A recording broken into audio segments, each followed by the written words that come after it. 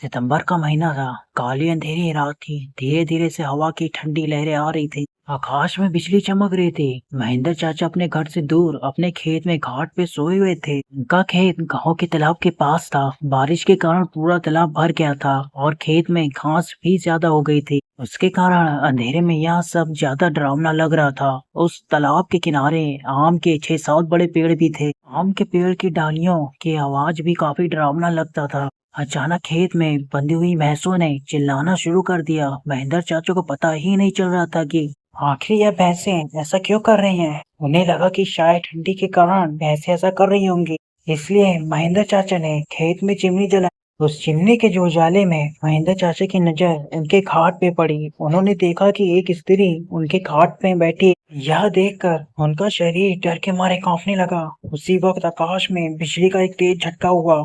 वैसे तो महेंद्र चाचा बहादुर थे, लेकिन आज उन्हें भी थोड़ा डर लग रहा था। उसी वक्त काका ने आग में सूखी घास डाली और आग को ज्यादा बढ़ाया। इसकी वजह से वो औरत ठीक से दिखाई दे रही थी। महेंद्र चाचा ने तापने के साथ बैठे बैठे ही आवाज लगाई, कौन है?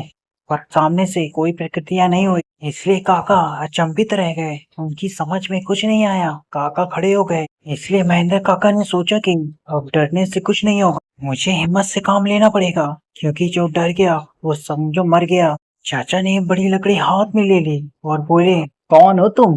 तुम्हें क्या लगता है कि मैं तुमसे डर गया हूँ? लेकिन सच तो यही था कि चाचा अंदर से पूरी तरह से डर के मारे कांपने लगे थे। चाचा का यह गुस्से वाला रूप देखकर वो स्त्री खड़ी हो गई और जोर से बोली, क्या तुम मुझसे नहीं डरते? चाचा ने हिम्मत से बोले, यहाँ से चली जाओ वरना यह लाठी से मार मार के तेरा सिर फोड़ दूंगा। इतना ही बोल के महेंद्र चाचा ने लाठी उठाई और उसी वक्त उस औरत ने आवाज उठाई, तू मुझे मेरे ही घर से बाहर निकालेगा? यहाँ तो मेरा बचपन गुजरा है, यह मेरा ही घर है, मैं यहाँ सालों से रह रही हूँ। यह सुनकर चाचा का डर और गुस्सा दोनों ही शांत हो गए। उन्हें लग रहा था कि मेरे सामने जो औरत खड़ी है उसे मैं जानता हूँ। उसकी आवाज भी जानी पहचानी लग रही थी। चाचा सोचने लगे कि आखिर यह औरत है कौन। अगर मैं इस औरत को जानता हूँ तो आखिर यह इतनी भयानक और विशाल रूप में क्यों है? अचानक, अरे यह तो ज्योति है, मेरी बड़ी बहन। बचपन में मैं और ज्योति साथ में ही चारा काटने का काम करते थे।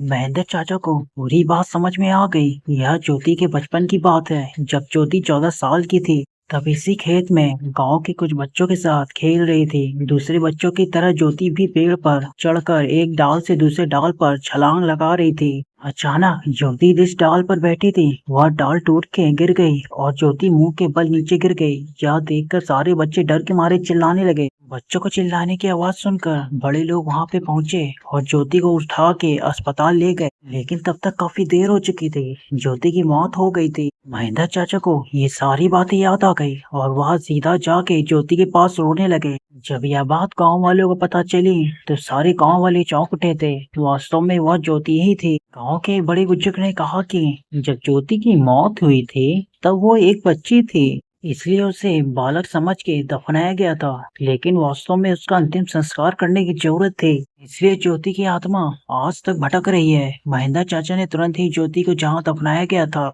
वहां से उसे निकाला। किसी की भी हिम्मत नहीं हो रही थी कि कोई उसके पास भी जा सके। उसी वक्त ज्योति की आत्मा ने गांव वालों के सामने आके कहा कि हाँ, आपकी बात सही है, मैं मर चुकी हूँ। आप लोगों को मुझसे डरने की जरूरत नहीं है। मैं अभी भी इस गांव की बेटी हूँ, लेकिन मैं आज दिन तक भटक रही हूँ, मुझे मुक्ति दीजिए। बाद में महेंद्र चाचा ने ज्योति के शव को अग्नि संस्कार किया और उसकी आत्मा को शांति दिलाई।